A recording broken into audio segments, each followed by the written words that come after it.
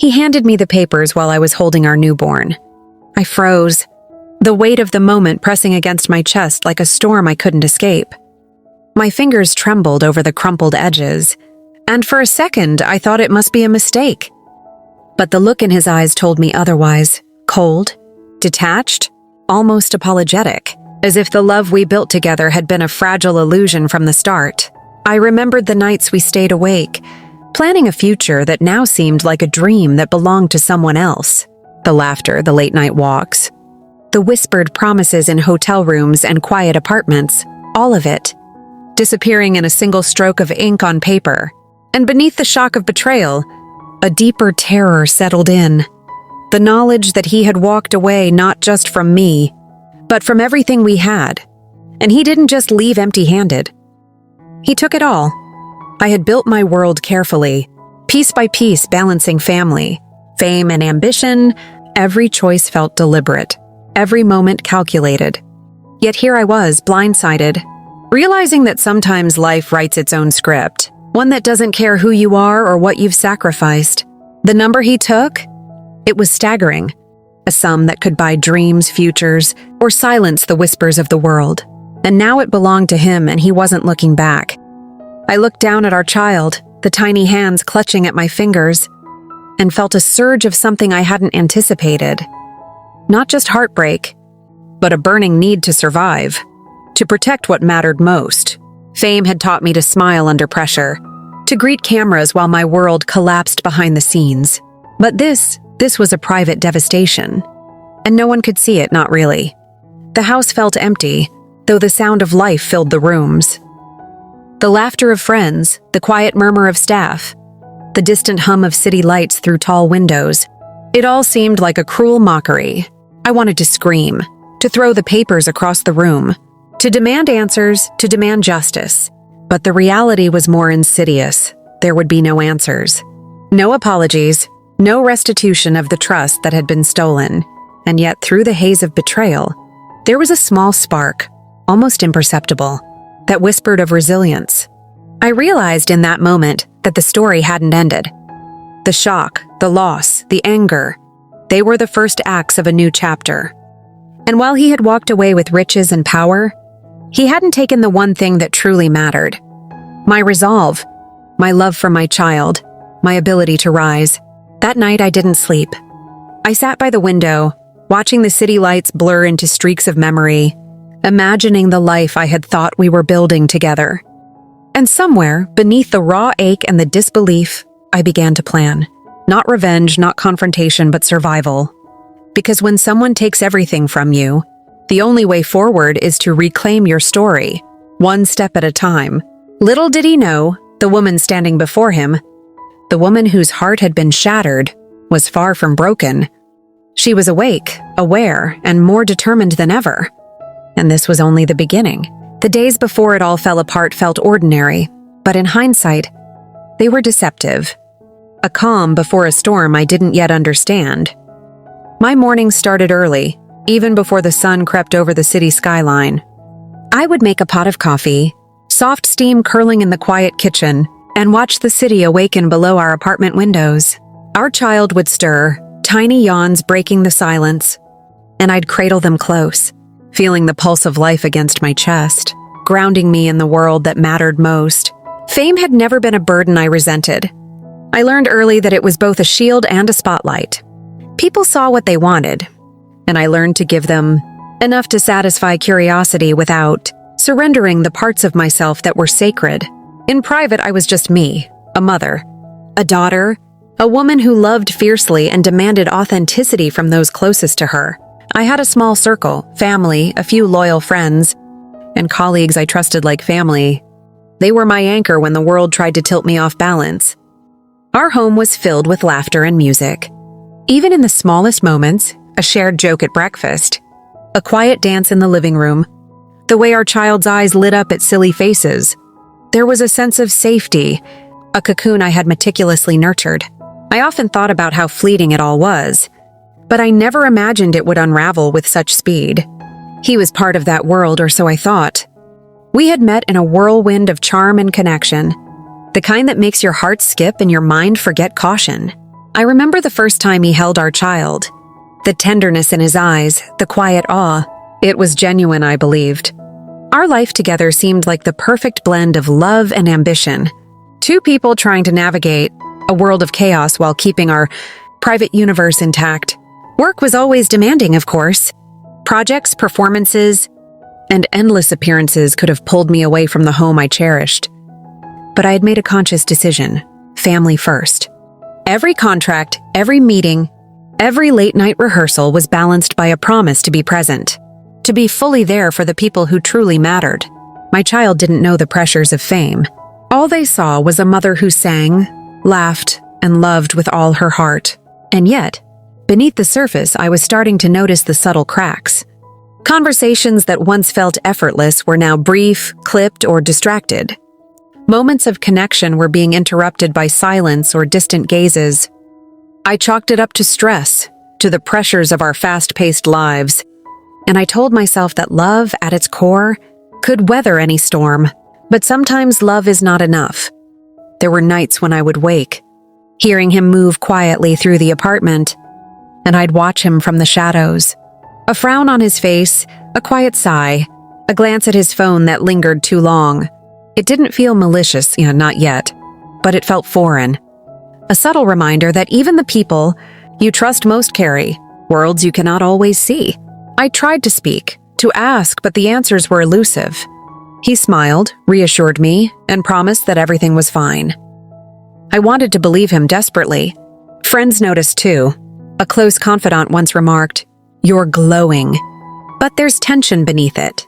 I laughed it off, masking the unease with humor and charm. Even as I smiled at cameras, conducted interviews, and performed on stages filled with thousands of cheering fans, I was already sensing that the calm in my private world was fragile.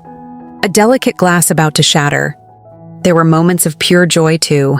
I remember one evening, we all sat together in the living room, him, me, and our child, and watched the rain streak across the city windows.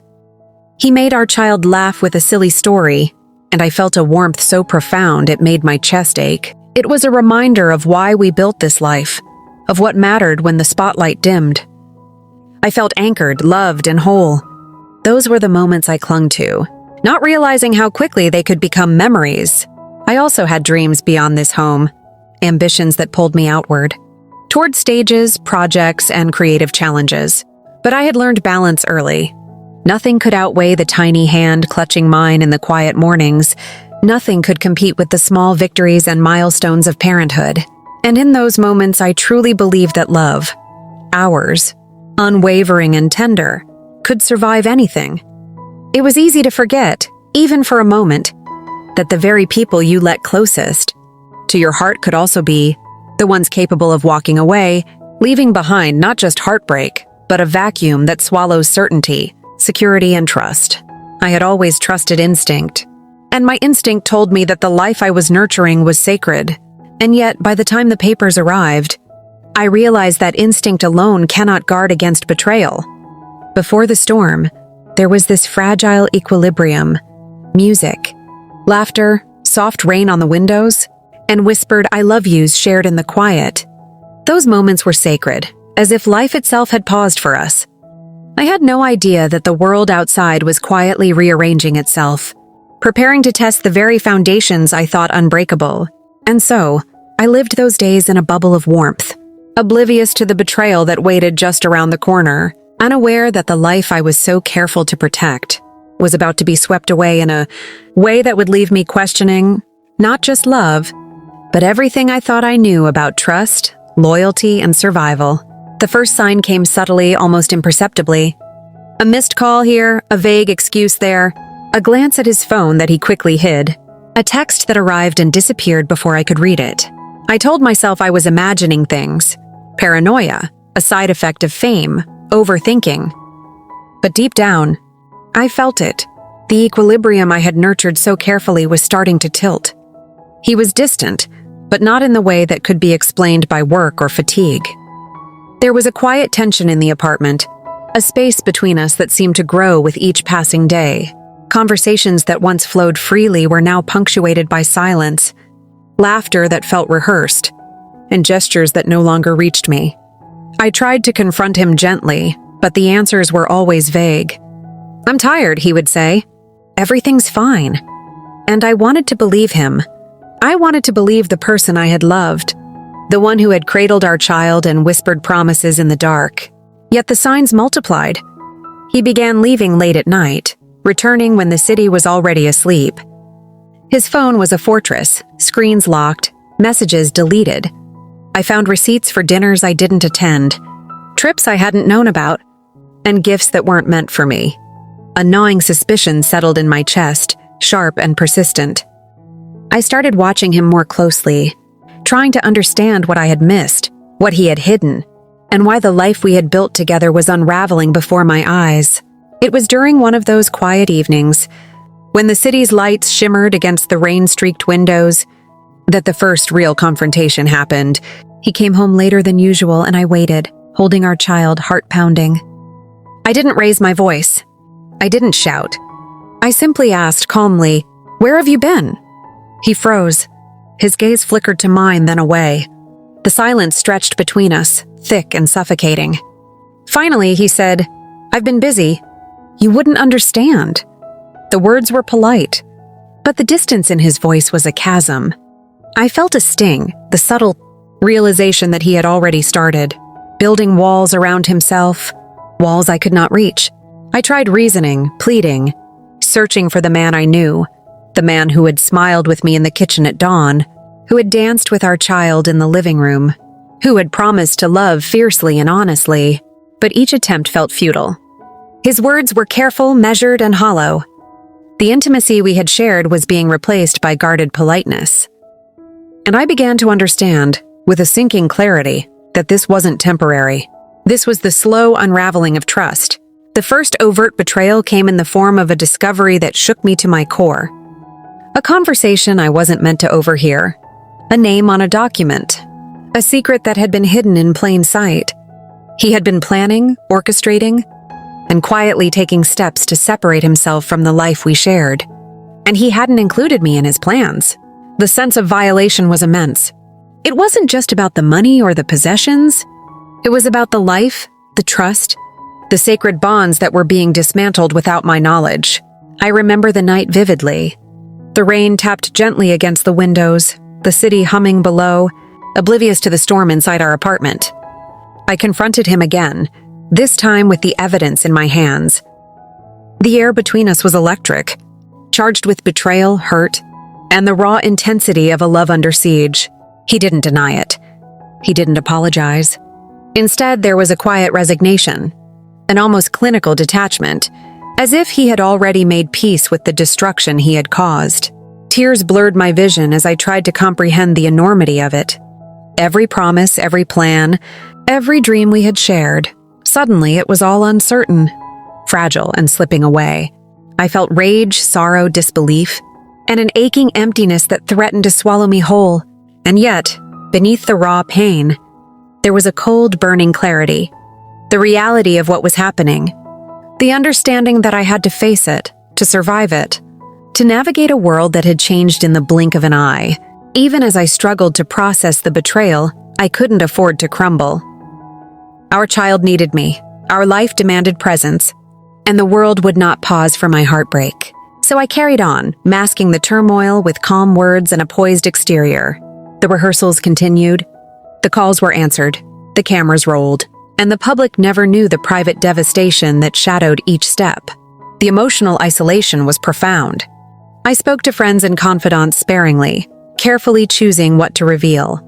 I wanted their advice, their perspective, their comfort, but I also knew that trust was fragile, and betrayal has a way of echoing far beyond the walls where it begins. And so I watched, waited, and navigated the tension with a delicate balance between vulnerability and control.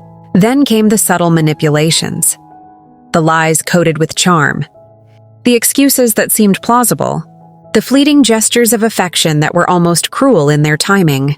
It was a psychological minefield, a labyrinth of uncertainty that kept me guessing, doubting, and questioning the reality I had always taken for granted. Every interaction became layered with unspoken tension, every smile suspicious, every touch weighed with the possibility of deceit. And yet, amidst the rising storm, there were moments of bittersweet clarity. I realized that this was a turning point, a moment in life that would define who I was, how I loved, and how I would protect what mattered most. The tension, the betrayal, the distance, they were all signs, painful and raw, but necessary for the awakening that was coming.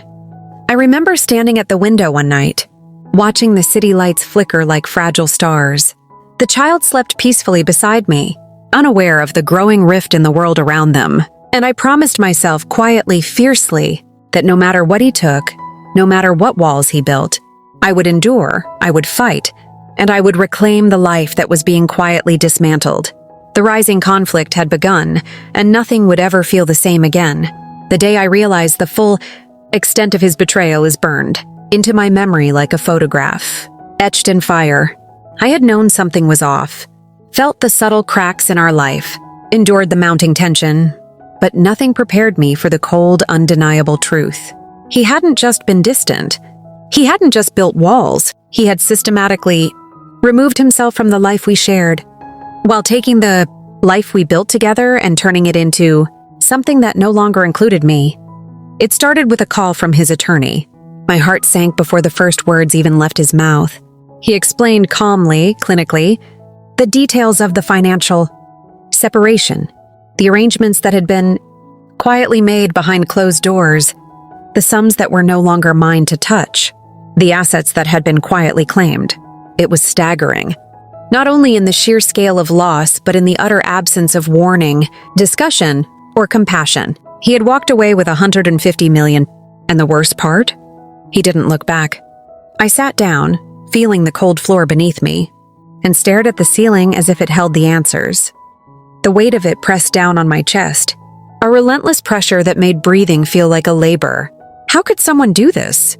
How could someone love, laugh, share dreams, and still dismantle a life with such quiet precision? The betrayal cut through layers of trust, intimacy, and shared history, leaving behind an ache so raw it felt almost physical. Tears came slowly, not in an outburst, but as a quiet, relentless drip. Each one carried the memory of the mornings we spent together, the nights filled with laughter and whispered promises, the moments of tenderness that had once seemed eternal. They were gone now, vanished into a shadowed past that he had claimed for himself. And I realized something cruelly obvious. No amount of love could shield me from the decisions of someone else. No amount of trust could prevent someone from walking away and taking everything with them. I thought about our child, the tiny life that depended on me, and a surge of protective fury rose up. The betrayal wasn't just mine. It threatened the world we were trying to build for them. Every decision I had made, every sacrifice I had endured, every careful balance of career and family, all of it seemed like a fragile illusion that had been swept away in a single act. Yet, in that pain, I also felt a strange clarity. Survival wasn't just an option. It was a responsibility. The emotional wound widened with every memory that resurfaced. I remembered the subtle signs I had ignored, the late nights, the secretive phone calls, the excuses.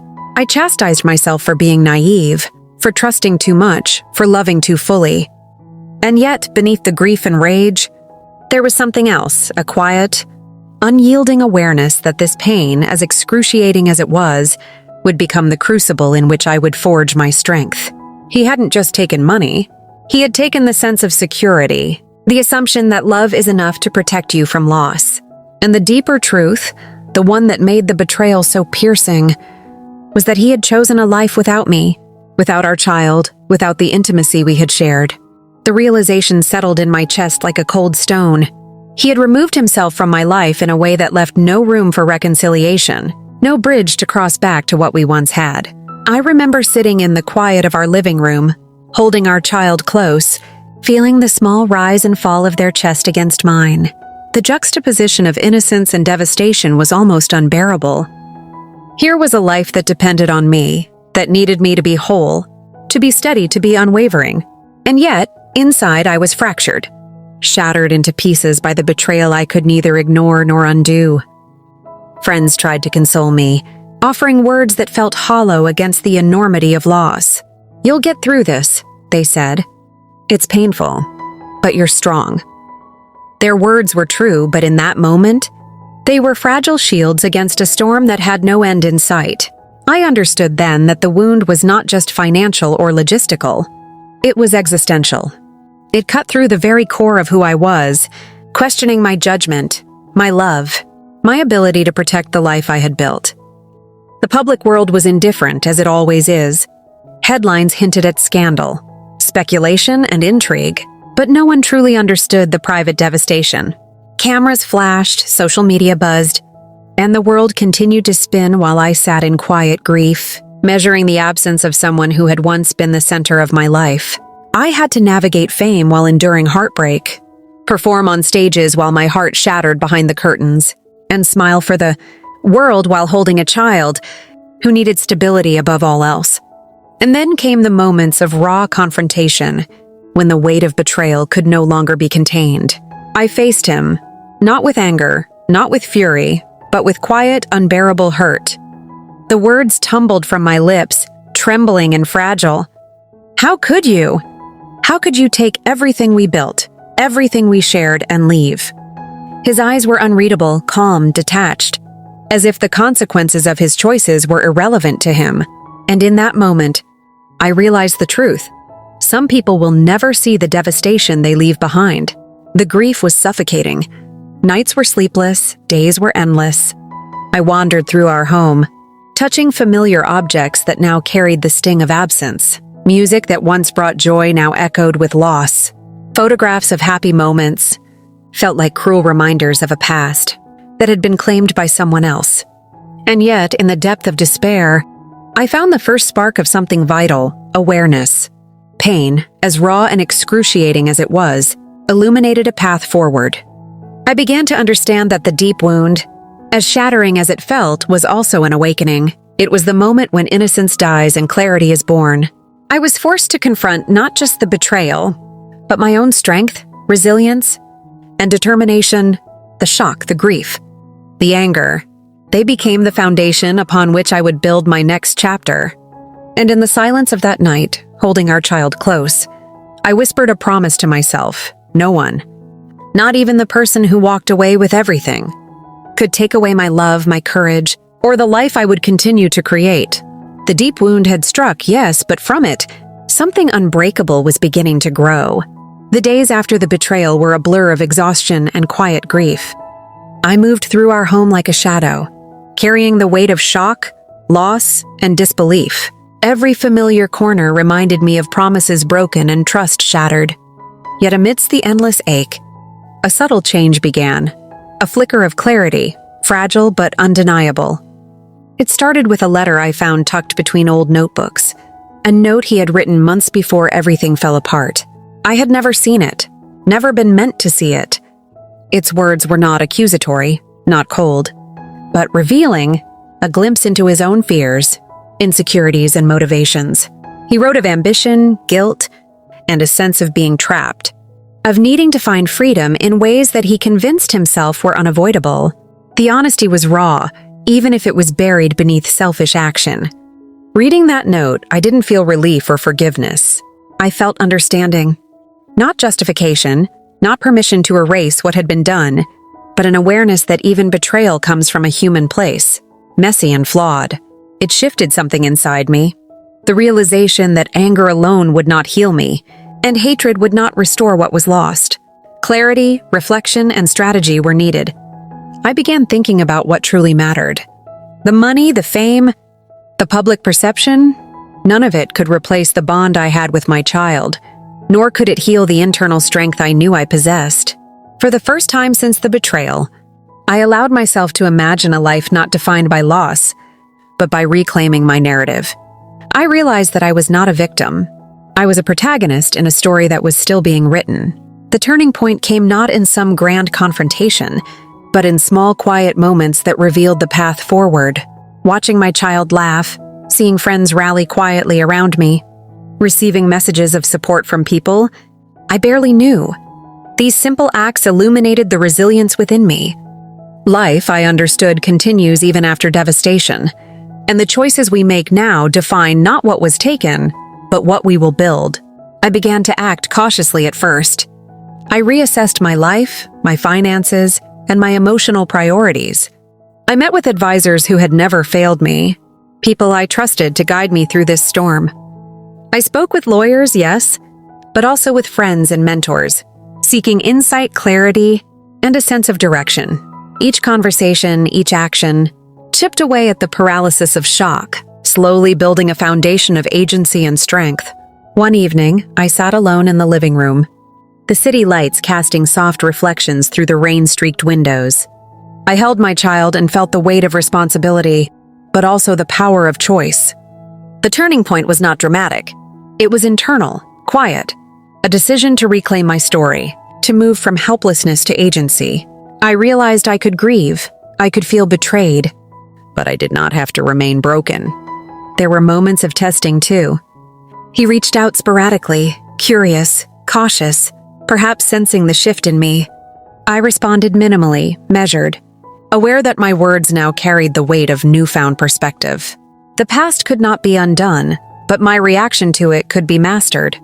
I felt a quiet satisfaction in the awareness that his shock, the audacity of walking away, could no longer dictate the trajectory of my life.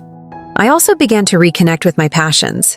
Music, performance, and creative expression became lifelines, avenues to pour emotion into something tangible and meaningful.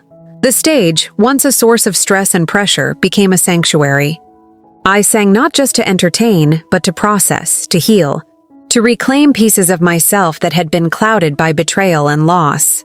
Through these actions, I realized that the turning point was not a single event, but a series of conscious choices, choosing understanding over blind anger, choosing action over stagnation, choosing love for myself and my child over resentment. It was subtle, slow, but profound. The turning point is rarely loud. It is often quiet, a shift within that ripples outward, until the world itself begins to change in response. And then came the moment that sealed it for me, a chance encounter with someone who had witnessed both my public persona and my private grief. They said softly, "You carry everything with grace, even what was stolen from you. That is power." It was not a compliment about fame, wealth, or appearance. It was a recognition of resilience, of inner strength that could not be bought or taken. In that moment, I understood fully. The turning point was not about revenge, restitution, or public vindication. It was about reclaiming self. I spent the following days planning carefully. Each decision was deliberate: how to rebuild security, how to protect my child, how to reclaim emotional stability. I leaned on trusted advisors, close friends and family, creating a web of support that allowed me to act with precision, not reaction. My steps were steady, measured, and intentional, a contrast to the chaos that had preceded this moment. By the time I reflected at night, holding my child and watching the city lights shimmer through the rain, I felt a profound sense of clarity. Life had handed me a devastating blow, but it had also revealed something I might never have known otherwise: my capacity to endure, to adapt, to rise.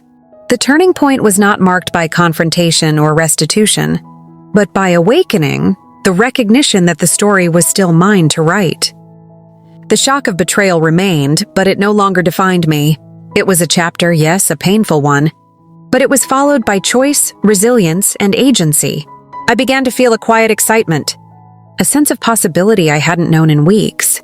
The story was far from over, and for the first time since the papers arrived, I felt the stirrings of hope, determination, and eventual healing. And in that awakening, I understood. The deepest wounds often precede the most profound transformations. In the quiet moments after the storm, when the city outside glowed softly through rain-streaked windows, I began to see things more clearly. The betrayal, the heartbreak, the theft of not just material wealth but of trust.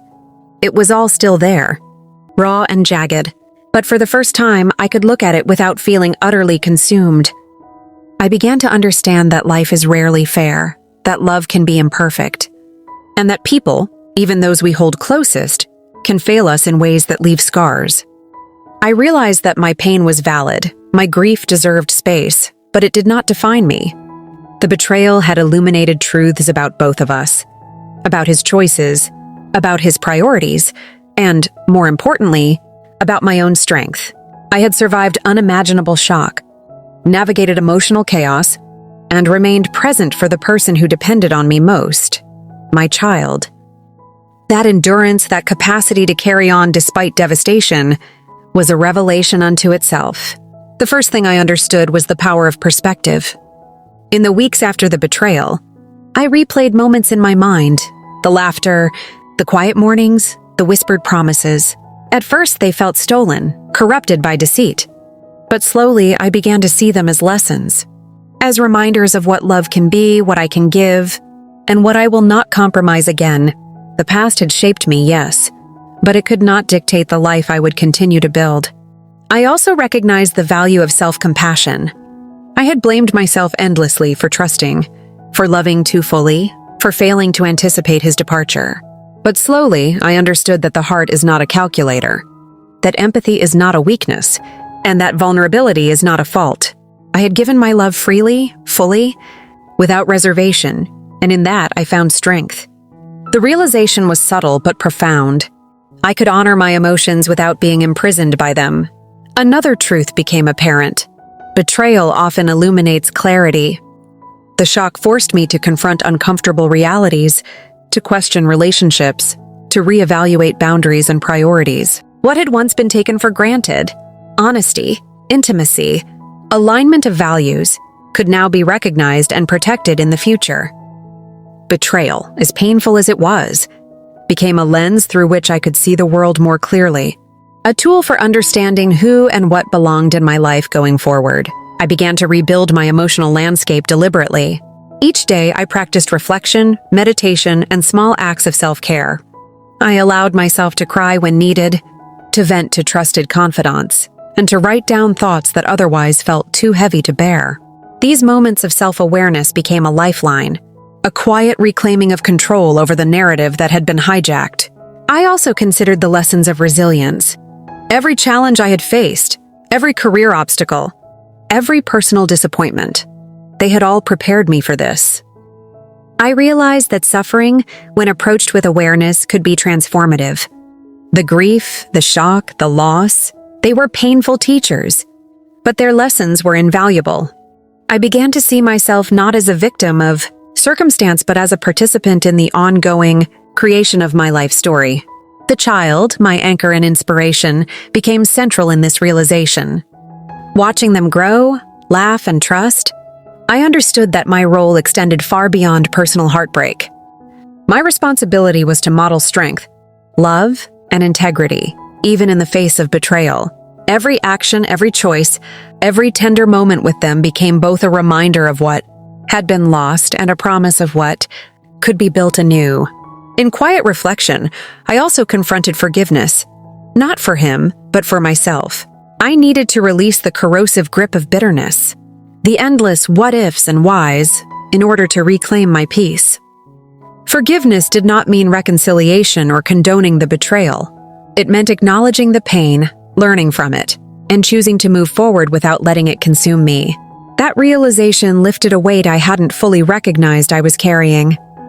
Through this period of reflection, I also discovered the depth of my own ambitions and creativity. Freed from the emotional drain of betrayal, I could pour my energy into music, performance, and creative projects with renewed vigor. Art became a channel for processing emotion, a way to transform pain into expression, and a tool to reclaim joy and purpose. Each note, each lyric, each rehearsal became a testament to resilience, a declaration that life, though disrupted, still held infinite potential. I began to see the bigger picture. Life is a mosaic of experiences, both joyous and painful, the shock of betrayal, the deep wound it inflicted, and the turning point that followed were all pieces of a larger narrative, one that included growth, awakening, and the opportunity to rise stronger than before. My realization was that nothing, not even someone walking away with $150 million, could take away the inner resources I had nurtured over a lifetime. Courage, love, creativity, and the ability to heal.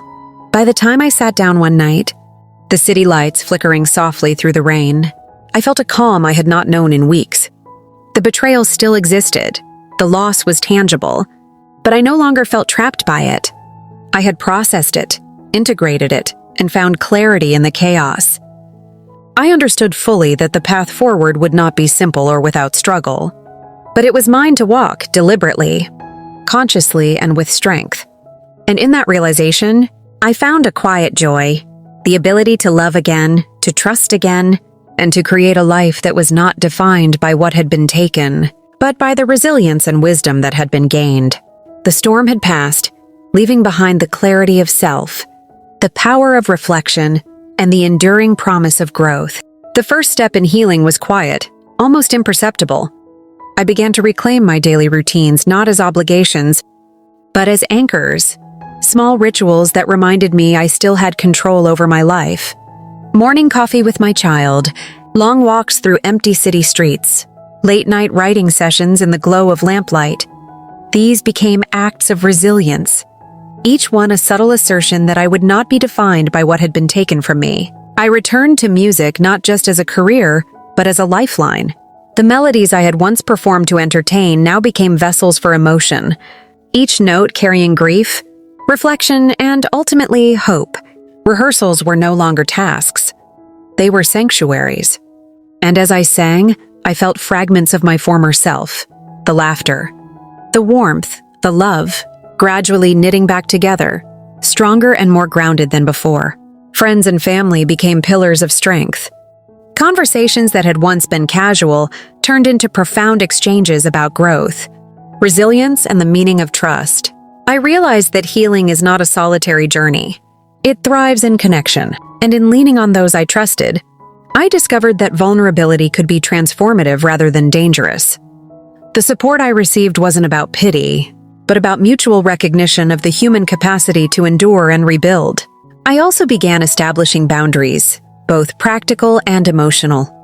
I understood that healing required space from the people and situations that had caused pain. While forgiveness was an internal process, it did not require reconciliation or reopening old wounds. Protecting my energy became a conscious practice. I declined invitations that drained me, limited exposure to toxic conversations, and curated my environment to support growth, peace, and clarity. Slowly, the shock of betrayal lost its power to immobilize me. I reflected on the lessons it had taught, the importance of trust, the value of vigilance, and the recognition that love, while powerful, does not guarantee fairness. These insights did not embitter me. They fortified me. I began to see the world not as a place of cruelty, but as a landscape where resilience, wisdom, and courage determine how we navigate challenges. There were days when grief resurfaced like a tide, unexpected, raw, and heavy. On those days, I allowed myself to feel without judgment. I wept quietly, I revisited memories, and I honored the pain. But unlike before, these moments were finite. They no longer dictated the course of my life. They became part of the process, a reminder of what I had endured and what I was capable of overcoming. Reconnection with my child became central to healing. Every laugh, every milestone, every quiet bedtime story was a reminder of what mattered most. I poured love into these moments deliberately, knowing that my presence, stability, and warmth could cultivate a sense of security and belonging that even betrayal could not erase. And in witnessing their growth, I found a mirror of resilience and hope that reinforced my own journey. I also embraced self-discovery in ways I hadn't anticipated. Freed from the emotional drain of deception and shock, I explored passions and talents that had been dormant. Painting, songwriting, and quiet meditation became new ways to channel energy, cultivate focus, and create beauty from chaos. Each act of creation was a testament to the human capacity to transform pain into something enduring, meaningful, and personal. One evening, while reviewing old performances, I realized something profound. The life I had thought lost, the dreams I had feared were stolen, were still mine in every essential way. Fame, fortune, and betrayal may have shifted external circumstances, but the core of who I was, resilient, loving, creative, and powerful, remained intact. This awareness marked a turning point in the resolution process. I began to reclaim joy deliberately. Small things became celebrations. A sunrise, a quiet cup of tea, the sound of my child's laughter echoing through our apartment. Each moment, once ordinary, now carried extraordinary significance. By choosing to notice and savor them, I reinforced the understanding that life could still be beautiful, even after heartbreak. With clarity came forgiveness, not as an absolution of his actions, but as liberation for myself. I released the corrosive weight of resentment, understanding that holding on to it would only hinder my growth. Forgiveness became an act of empowerment, a reclaiming of energy, and a declaration that my life would not be defined by betrayal, but by how I chose to rise above it. Professionally, I stepped forward with renewed confidence. I re-engaged with projects, performances, and opportunities with a perspective shaped by resilience. Every achievement, no matter how small, became a testament to endurance. The world had witnessed my shock, but now it would witness my strength. A quiet, enduring power rooted in love, reflection, and unwavering determination. By the end of the resolution, I understood that healing is not a single event, but a journey. It unfolds gradually with moments of clarity, action, reflection, and love. It requires patience, courage, and the willingness to embrace vulnerability without fear. And most importantly, it demands the acknowledgement that life continues, even after the deepest wounds. I sat by the window one night, holding my child, gazing at the city lights shimmering through the rain. I felt whole in a way I hadn't known since the betrayal. The shock, the heartbreak, the loss, they were all part of the story, but they no longer defined its course. I had reclaimed my narrative, found my strength, and embraced the beauty of what remained: love, creativity, and the unshakable bond with my child. And in that realization, I knew the storm had passed, and while the memory of its power would remain, the life ahead was mine to shape, filled with hope, purpose, and the quiet certainty of resilience. The city lights shimmered softly through the rain-streaked windows, casting long reflections across the apartment floor. I sat by the window, holding my child close, feeling the warmth and weight of life pressing gently against me. The storm of betrayal, shock, and heartbreak had passed, leaving behind clarity, resilience, and the quiet pulse of hope. Looking back, it all seemed like a distant dream. The shock, the stolen fortune, the isolation, the nights when tears were the only companions. And yet, every moment of pain had shaped me, revealed the depth of my strength, and taught me lessons that wealth, fame, or external validation could never provide. The betrayal had been devastating. Yes, but it had also awakened a part of me I might never have discovered otherwise. A fierce determination to survive, to protect, and to flourish despite heartbreak. I watched my child sleeping, their small chest rising and falling with perfect rhythm, and I felt a profound gratitude. They were the anchor that had kept me grounded through the chaos, the reason I had to keep moving forward even when every part of me felt broken. The responsibility of motherhood had become a source of clarity, courage, and love that refused to waver, no matter how the world shifted around us. I thought about the journey from shock to resolution. The betrayal had hit me like a tidal wave, washing over every part of my life, leaving destruction in its path. But from the wreckage, I had learned to rebuild, to reclaim my narrative, and to cultivate joy even in the smallest moments. I had learned that healing is not linear, that resilience is cultivated in quiet, deliberate choices, and that hope is strongest when it is forged in the fires of adversity. I smiled softly, reflecting on the person I had become. She was not the same woman who had once trusted blindly. She was wiser, stronger, and more deliberate. She was capable of loving fiercely, yet protecting herself fiercely too. She understood that betrayal does not define worth, that loss does not erase legacy, and that life's beauty often lies hidden in moments of quiet triumph, subtle joy, and unshakable determination. The world outside continued its endless rhythm. Cars gliding along wet streets, lights flickering in distant apartments, the soft hum of a city alive with stories I would never know. And yet in that moment I felt complete.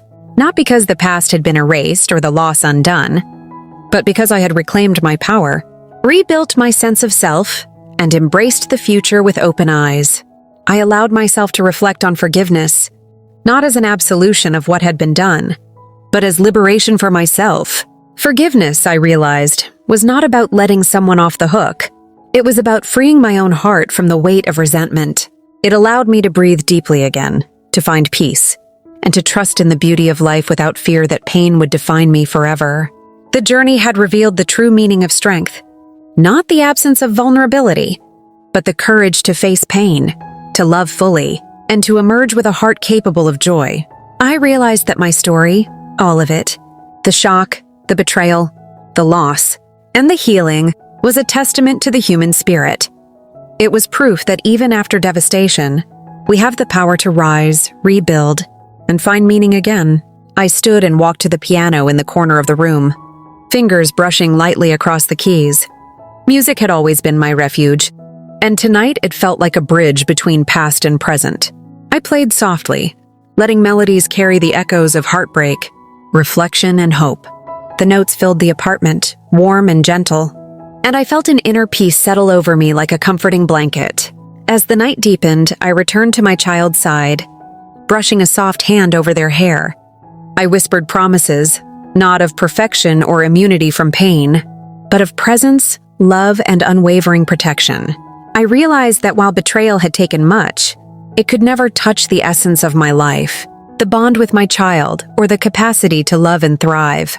In the quiet, I reflected on the full journey, the rising conflict that fractured my trust, the deep wound that pierced my heart, the turning point that awakened clarity, the realization that restored perspective, and the resolution that rebuilt strength. Each chapter had been painful yet necessary.